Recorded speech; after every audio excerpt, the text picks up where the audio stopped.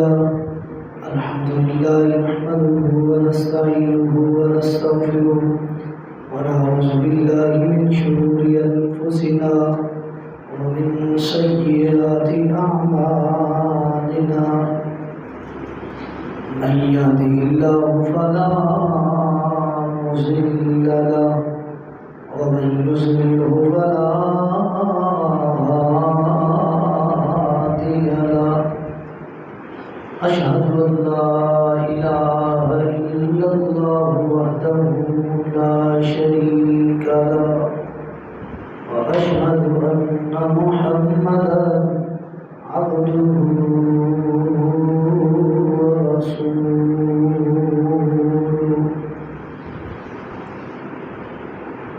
اللهم صل على محمد وعلى آل محمد كما صليت على إبراهيم وعلى آل إبراهيم إنك حميد مجيد اللهم بارك على محمد وعلى آل محمد كما باركت على إبراهيم وعلى آل إبراهيم إنك حميد مجيد المبعوث إلى الأسود والأحمر لتتميم مكارم الأخلاق لا يبلغ نبي ولا رسول بعده ولا أمة بعد أمته ولا شريعة بعد شريعته ولا كتاب بعد كتابه صلى الله تعالى عليه وعلى آله وأصحابه أما بعد فأعوذ بالله من الشيطان الرجيم بسم الله الرحمن الرحيم وأقيموا الصلاة وآتوا الزكاة واركعوا مع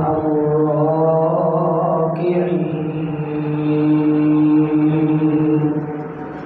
وقال الله تعالى في كلامه المجيد والفرقان الحميد لقد كان لكم في رسول الله أسوة حسنة وقال النبي صلى الله عليه وسلم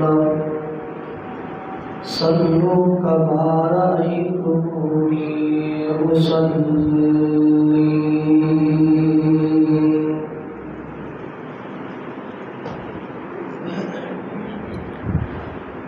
مختصر حمد و ثنا اور درود و سلام کے بعد میں دعا گو ہوں اللہ رب کائنات مجھے حق گوئی کی توفیق عطا فرمائے. پھر اس کے بعد مجھے اور آپ جمیع ساتھیوں کو قرآن و سنت پر عمل پیرا ہونے کی توفیق عطا فرمائے. نماز نبوی کے حوالہ سے گفتگو جاری ہے۔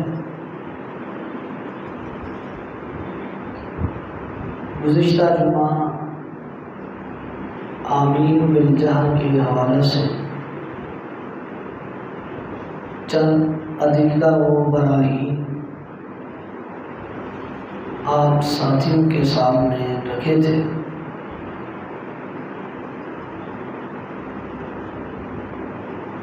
اور ان لوگوں کے دلائل اور ان کا علمی رد بھی آپ حضرات کے سامنے رکھا تھا۔ جو آمین بالجہر کی اس سنت کی مخالفت کرتے ہیں، میں دعا کروں اللہ رب کائنات ہمیں ہدایت عطا فرمائے، قرآن و سنت پر عمل پیرا ہونے والا بنائے، اور آپ کی احادیث و سنت پر ہر وقت ہر گوشہ کاربند ہونے والا بنائے۔ آج کے اس خطبہ جمعہ میں چند گزارشات آپ حضرات کے سامنے رفع الیدین کے حوالہ سے رکھوں گا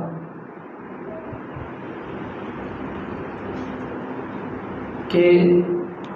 نماز میں رکوع جاتے ہوئے اور رکوع سے سر اٹھاتے ہوئے امام الانبیاء جناب محمد رسول اللہ صلی اللہ علیہ وسلم کی سنت اور آپ کا طریقہ کیا تھا۔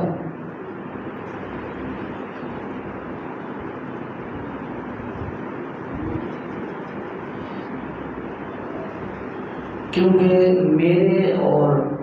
آپ کے لیے اور اس پوری امت کے لیے آئیڈیل اور رول ماڈل اللہ رب کائنات نے ایک شخصیت کو منتخب فرمایا ہے، اور وہ شخصیت کوئی اور نہیں، میرے اور آپ کے مرشد، رہبر، رہنما جناب محمد رسول اللہ صلی اللہ علیہ وسلم ہے، اور انہی کے متعلق اللہ رب کائنات نے اپنی مقدس کلام میں اعلان فرمایا ہے، لقد کان لکم فی رسول اللہ اسوۃ حسنہ۔ اے امت محمد کے لوگوں، آپ کے لیے اسوہ، قدوہ، نمونہ وہ ہستی ہیں جن پر ہم نے وحی نازل فرمائی ہے۔ کسی اور کی سیرت اور صورت کو اور کسی اور شخصیت کے کردار اور بیہیویئر کو اور اس کے طور طریقے کو میرے اور آپ کے لیے اسوہ اور قدوہ اللہ نے نہیں بنایا ہے، تو اس ذات کے سیرت اور کردار اور اس کی سنت کو اسوہ اور نمونہ بنایا ہے، جس کو اللہ رب کائنات نے وما ارسلناک الا رحمۃ للعالمین، جہان والوں کے لیے رحمت بنا کر بھیجا ہے۔ تو اس رحمت پیغمبر، مشفق پیغمبر، رہبر و رہنما پیغمبر جناب محمد رسول اللہ صلی اللہ علیہ وسلم کی حیات طیبہ کا مطالعہ کیا جائے اور صحابہ کرام رضوان اللہ علیہم اجمعین کی طرف سے بیان کردہ آپ کی سیرتوں اور سنتوں کا اگر مطالعہ کیا جائے تو نبی علیہ السلام کی زندگی کا ایک ایک لمحہ آج تک محفوظ ہے۔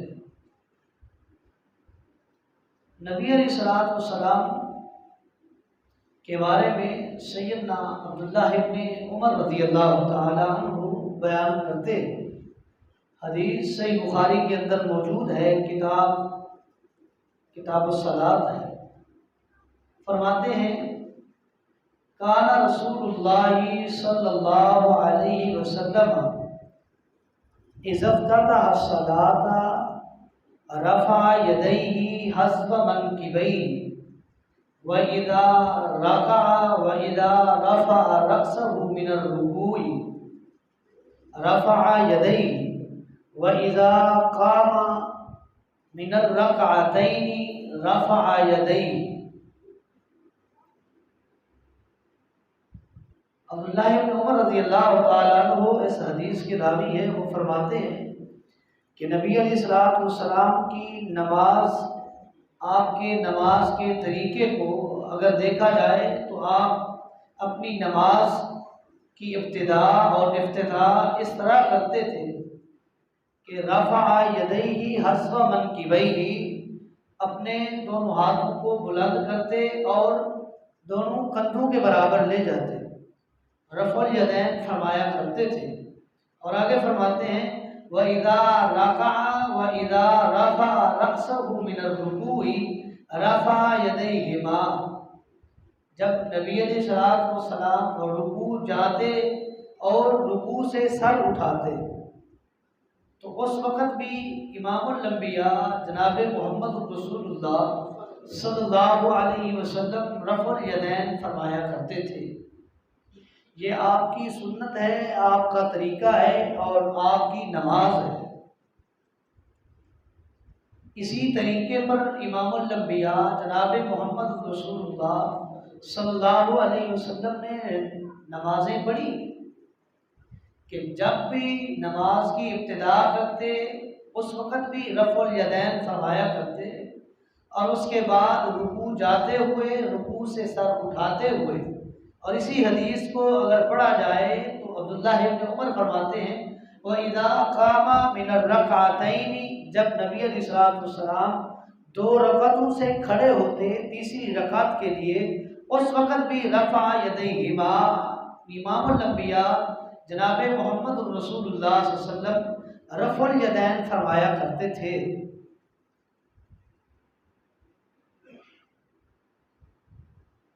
نبی علیہ السلام کی یہ سنت، آپ کا یہ طریقہ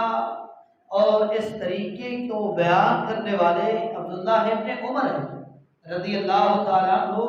حدیث صحیح بخاری کے اندر موجود ہے کہ نبی علیہ السلام جب بھی نماز پڑھتے تو آپ کی نماز کا طریقہ یہی ہوا کرتا۔ اسی طرح ایک اور روایت ابن خزیمہ کے اندر موجود ہے، اس حدیث کے راوی بھی عبداللہ ابن عمر ہے رضی اللہ تعالی عنہ۔ فرماتے ہیں اذا دخل فی الصلاۃ کبر ورفع یدیہ،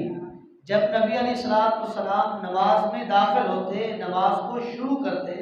نماز کی ابتدا کرتے، نماز شروع کرتے تو آپ علیہ السلام رفع الیدین فرمایا کرتے تھے۔ فرماتے ہیں وَإِذَا رَكَعَ رَفَعَ يَدَيْهِ وَإِذَا رَفَعَ رَأْسَهُ مِنَ الرُّكُوعِ رَفَعَ يَدَيْهِ، جب نبی علیہ السلام رکوع جاتے اس وقت بھی رفع الیدین فرمایا کرتے تھے، اور جب رکوع سے سر اٹھاتے اس وقت بھی امام الانبیاء جناب محمد رسول اللہ صلی اللہ علیہ وسلم رفع الیدین فرمایا کرتے تھے۔ وَإِذَا قَامَ مِنَ الرَّكْعَتَيْنِ رَفَعَ يَدَيْهِ، جب دو رکعت مکمل کرنے کے بعد کھڑے ہوتے تیسری رکعت کے لیے، اس وقت بھی امام الانبیاء جناب محمد رسول اللہ صلی اللہ علیہ وسلم رفع الیدین فرمایا کرتے تھے۔ اور سیدنا عبداللہ ابن عمر رضی اللہ تعالیٰ عنہ فرماتے ہیں یہ آپ علیہ السلام کی نماز ہے، آپ کی نماز کا طریقہ ہے، آپ اسی طرح نماز پڑھا کرتے تھے، اور آپ نے کبھی بھی اس عمل کو ترک نہیں کیا، چھوڑا نہیں۔ یہ دونوں احادیث ان کے راوی عبداللہ ابن عمر رضی اللہ تعالی عنہ ہیں۔ اگر احادیث کا مطالعہ کیا جائے تو یہی عبداللہ ابن عمر رضی اللہ تعالی عنہ کی سند سے، آپ کی بیان کردہ احادیث سے، آپ کے اس بیان کردہ روایت کو اگر دیکھا جائے تو خود عبداللہ ابن عمر فرماتے ہیں کہ یہ روایت، یہ طریقہ نبی علیہ الصلوۃ والسلام سے مرفوع ہے، میں نے آپ کو کرتے ہوئے دیکھا، آپ سے یہ بات بیان کرتے ہوئے سنا، یہ روایت مرفوعاً نبی علیہ الصلوۃ والسلام سے ثابت ہے۔ اور اگر اسی عبداللہ ابن عمر رضی اللہ تعالیٰ عنہ کی روایتوں کو دیکھنا ہے تو سب سے پہلے ان روایات کو مطالعہ کرنے کے لیے آپ کتب حدیث کی کسی کتاب کو اٹھا لیں، چھوٹی سی چھوٹی ہو اور بڑی سی بڑی ہو، یہ روایت آپ کو مل جائے گی، اور روایت بھی عبداللہ ابن عمر رضی اللہ تعالیٰ عنہ سے ملے گی۔ اور مومن کے لیے یہ بات لازمی اور ضروری ہے کہ جب نبی علیہ الصلوۃ والسلام کا فرمان آ جائے، آپ کی حدیث آنے کے بعد اس کے آگے اپنی مرضی نہ چلائے، اپنی منمانی، اپنی سوچ، اپنی فکر، اپنی فہم، اپنی فراست، اپنے کسی بڑے کے مشورے، کسی بڑے کی رائے، اپنے کسی مفتی کے فتوے، امام کے اقوال، ولیوں کی ولایت نہیں چل سکتی۔ جب امام الانبیاء جناب محمد رسول اللہ صلی اللہ علیہ وسلم کا فرمان آ جائے، پھر آپ علیہ الصلوۃ والسلام کے فرامین مبارک پر عمل کرنا ہے، پھر کوئی حیثیت نہیں کسی کی رائے کی، کسی کے قیاس کی، کسی کے قول کی، کسی کے اقوال کی، کسی کی آراء کی، کوئی حیثیت نہیں۔ حیثیت ہے، مقام ہے، مرتبہ ہے، شان بخشی ہے، اللہ نے عزت عطا فرمائی ہے، تو ان فرامین کو عزت بخشی ہے، مقام دیا ہے، وہ صاحب حیثیت فرامین ہیں جو فرامین محمد رسول اللہ صلی اللہ علیہ وسلم کی زبان مقدس سے نکلے، انہی کی ویلیو ہے، انہی کو مقام اور مرتبہ حاصل ہے کہ جب امام الانبیاء جناب محمد رسول اللہ صلی اللہ علیہ وسلم کی حدیث اور سنت آ جائے، پھر آپ کی حدیث، آپ کی سنت کی مخالفت کسی مسلمان کے لیے جائز نہیں ہے۔ اگر جان بوجھ کر رسول اللہ صلی اللہ علیہ وسلم کی حدیث کا پتہ چل گیا، آپ کی سنت کا علم ہو گیا، آپ کے قول کا علم ہو گیا، آپ کے فرمان کا علم ہو گیا، آپ کے طریقے کا پتہ چل گیا، بعد اس کے مخالفت مصطفیٰ کی، بعد اس فرامین کے، بعد اس سنت کے، رسول اللہ صلی اللہ علیہ وسلم کی مخالفت کی، اللہ رب کائنات سورہ حجرات میں فرماتے ہیں کہ جس نے میرے رسول کی نافرمانی کی، اپنی منمانی، اپنے اقوال اور آراء کو مقام اور مرتبہ اور حیثیت دیتے ہوئے اور اس کے مد مقابل امام الانبیاء کی حدیث کو مقام اور مرتبہ نہ دیا، تو وہ شخص تباہ ہو گیا ہے، اس کی نیکیاں بھی برباد ہیں، اس کے اعمال صالحہ بھی برباد ہیں۔ جب علم ہو جائے، جب بات آپ تک پہنچ جائے، اور وہ بات کہ جس کی سند، جس کا متن رسول اللہ صلی اللہ علیہ وسلم کی طرف جاتا ہو، پہنچتا ہو، بروایت سند صحیح آپ کو علم ہو جائے، پھر رسول اللہ صلی اللہ علیہ وسلم کی سنت پر جو شخص عمل نہیں کرتا، گویا اس نے اپنی بقیہ نیکیوں کو بھی تباہ و برباد کر دیا۔ یا ایھا الذین آمنوا لا ترفعوا اصواتکم فوق صوت النبی ولا تجہروا له بالقول کجہر بعضکم لبعض ان تحبط اعمالکم وانتم لا تشعرون۔ اے امت محمد کے لوگوں، آپ علیہ السلام کا فرمان آ جائے اور اس کے مقابلے میں کسی ولی کا قول ہے، کسی پیر کا قول ہے، کسی صاحبزادے کا ہے، کسی امام کا ہے، کسی مجتہد کا ہے، کسی صحابی کا ہے، کسی تابعی کا ہے، کسی مولوی کا ہے، کسی کے قول کسی کے عمل کو وہ حیثیت نہ دو جو مقام جو حیثیت محمد رسول اللہ صلی اللہ علیہ وسلم کے فرامین کو حاصل ہے. اگر وہ حیثیت دو گے تو اپنی نیکیاں اپنے اعمال صالحہ کو تباہ و برباد کر دو گے.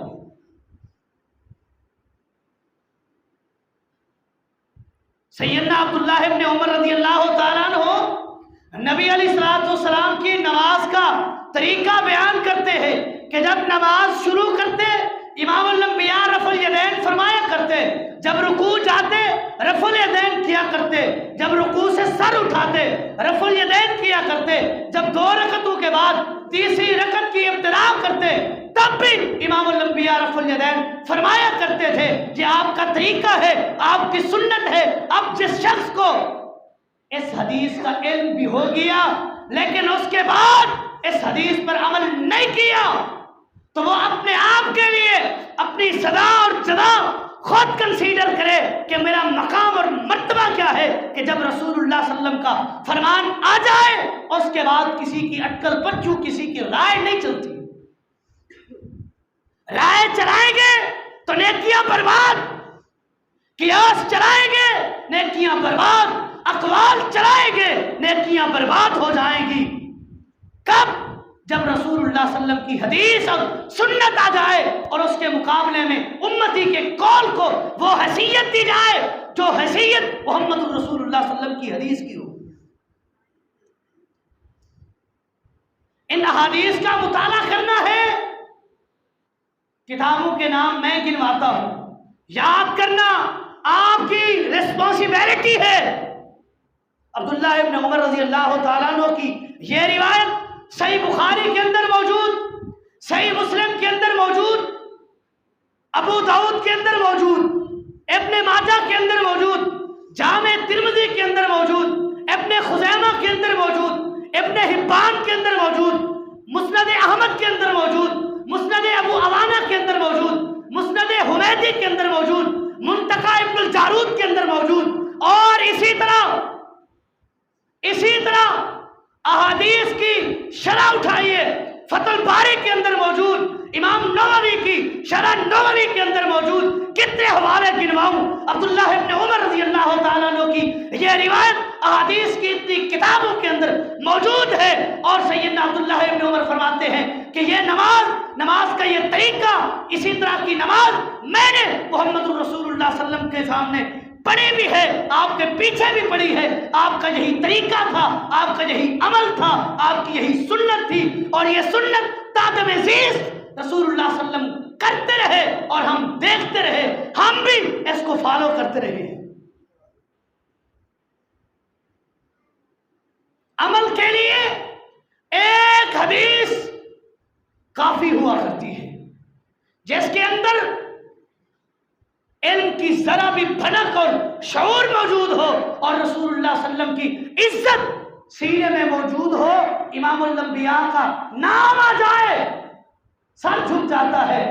لیکن ان لوگوں کو کیا ہو گیا؟ رسول اللہ کے فرامین پڑھتے بھی ہیں، پڑھاتے بھی ہیں، تعویلیں پیش کرتے ہیں، آراء پیش کرتے ہیں، اپنے ائمہ کے اقوال پیش کرتے ہیں، اپنے ائمہ کے اقوال، افعال، اعمال، آراء، قیاس پیش کر کے احادیث کو رد کرتے ہیں. شرم آنی چاہیے. جب رسول اللہ کی حدیث آ جائے پھر کسی کا قول و عمل نہیں چلتا. چلتی ہے تو آپ کی سنت اور آپ کی حدیث چلتی ہے. 50 60 70 سال احادیث پڑھاتے رہتے ہیں. یہ جی شیخ الحدیث اس نے 75 بار بخاری پڑھائی ہے ماشاءاللہ. لیکن مجھے یہ بات سمجھ نہیں آئی، میرا دماغ ایکسیپٹ ہی نہیں کرتا. جس نے صحیح بخاری پڑھائی ہو اور آپ کی یہ سنت نہ ملی ہو، میرا دماغ ایکسیپٹ نہیں کرتا. ملتی ہے صحیح بخاری کے اندر 5 حدیثیں موجود ہیں رفع الیدین کی، پڑھاتے بھی ہیں، تشریح بھی کرتے ہیں، ایکسپلین بھی کرتے ہیں، الوسیڈیشن بھی کرتے ہیں. باوجود اس کے ائمہ کے اقوال اور آراء کو اپنے شاگردوں میں بیان کر کے احادیث کو رد کرنے کا اور احادیث کو ٹھکرانے کا ایک لاجک اور طریقہ اپنے شاگردوں میں فیڈ کرتے ہیں کہ بیٹا حدیث رسول آ جائے، کس طرح احادیث رسول کو ٹھکرانا ہے، ریجیکٹ کرنی ہے، اور اپنے امام کے قول کو وہ ویلی اور وہ حیثیت دینی ہے جو حیثیت احادیث مصطفیٰ کو حاصل ہے صلی اللہ علیہ وسلم۔ اپنے آپ کو محب بھی کہتے ہیں، اپنے آپ کو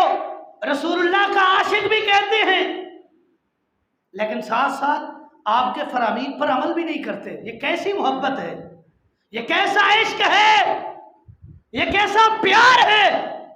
جس میں محبوب کے قول اور عمل سے تو پیار نہیں، خالی ذات سے پیار ہے۔ یہ پیار، یہ محبت، یہ شفقت، یہ پیار تو مشرکین مکہ بھی کیا کرتے تھے۔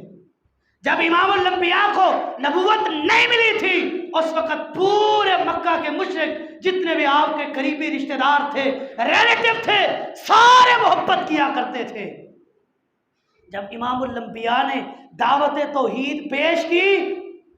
تو پھر سارے مخالف بنے۔ تو بات یہی سمجھ آئی، ذات سے تو ان لوگوں کو بھی محبت تھی، محبت نہیں تھی تو آپ کے فرامین سے نہیں تھی۔ جو آپ کے فرامین کو نہیں مانتا اس کی ذات کی محبت اس کے لیے کارگر نہیں ہے۔ ذات کی محبت بھی ہو، آپ کی بات کی بھی محبت ہو، پھر یہ محبت کارگر ہے اور باعث جنت ہے۔ یہ دونوں محبتیں اکٹھی ہوں گی، جنت ملے گا، جنت میں جائیں گے۔ اگر ان میں سے ایک محبت ہمارے کھاتے میں ہوئی اور ایک نہ ہوئی، جنت نہیں مل سکتی۔ جنت ملے گی تو محمد رسول اللہ صلی اللہ علیہ وسلم کی ذات سے محبت سے بھی ملے گی، اور آپ کی فرامین، آپ کی بات سے بھی محبت کرنے سے ملے گی۔ مالک ابن حویرث رضی اللہ تعالیٰ عنہ بیان کرتے ہیں، کون مالک ابن حویرث؟ نبی علیہ السلام کی آخری زندگی میں مسلمان ہوئے، سن 9 ہجری میں، جب امام الانبیاء جناب محمد رسول اللہ غزوہ تبوک کی تیاری میں لگے ہوئے تھے، مالک ابن حویرث رضی اللہ تعالیٰ عنہ قافلے کے ساتھ آئے، مشرف اسلام ہوئے، اسلام قبول کیا، کلمہ پڑھا، کچھ دن مدینہ میں رہے، ٹھہرے، امام الانبیاء کے پیچھے نمازیں پڑھی۔ جب جانے لگے، اٹھائیے ابن خزیمہ، ابن حبان، ابو داؤد اٹھائیے، امام الانبیاء نے مالک ابن حویرث رضی اللہ تعالیٰ عنہ سے یہ نصیحت کی اور ان کو تاکید کی، اے مالک، اپنے علاقے میں جا رہا ہے، اس طرح نماز پڑھنا جس طرح مجھے نماز پڑھتے دیکھا ہے۔ اور وہ مالک ابن حویرث فرماتے ہیں رضی اللہ تعالیٰ عنہ، جب امام الانبیاء نماز شروع کرتے رفع الیدین کرتے، جب رکوع میں جاتے رفع الیدین کیا کرتے تھے، جب رکوع سے سر اٹھاتے رفع الیدین کیا کرتے تھے، اور اسی طرح جب تیسری رکعت کی ابتدا کرتے تب بھی رفع الیدین کیا کرتے تھے۔ کون بیان کرتے ہیں؟ مالک ابن حویرث بیان کرتے ہیں۔ کون؟ جو آخری صحابی ہے جنہوں نے آخری ایام میں کلمہ پڑھا ہے، جب امام الانبیاء ریلت کر گئے، آپ کی وفات ہوئی، اس سے کچھ عرصہ قبل مسلمان ہوئے، اور اس وقت کی نماز پیش کرتے ہیں، بیان کرتے ہیں، پڑھتے ہیں، تو اس نماز میں بھی امام الانبیاء کا رفع الیدین بیان کرتے ہیں۔ گویا امام الانبیاء جناب محمد رسول اللہ صلی اللہ علیہ وسلم نے اپنی ایک بھی نماز بغیر رفع الیدین کے نہیں پڑھی۔ آخری نماز تک امام الانبیاء جناب محمد رسول اللہ صلی اللہ علیہ وسلم رفع الیدین کیا کرتے تھے۔ اللہ رب کائنات سے دعا ہے، اللہ رب کائنات عمل کرنے کی توفیق دے۔ هذا ما عندي والله اعلم بالصواب وما توفیقی الا باللہ۔